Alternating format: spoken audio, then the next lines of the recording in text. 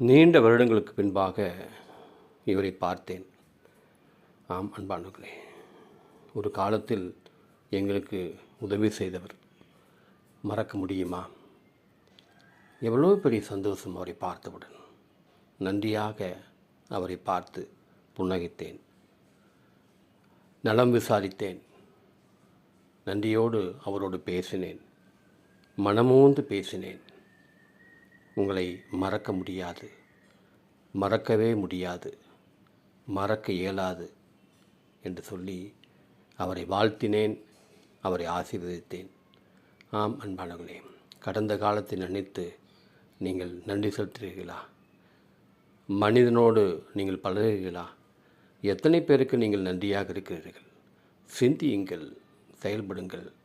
நன்றியாக இருக்க பழக இந்த நாள் ஆசீர்வாதமாக இருக்கட்டும்.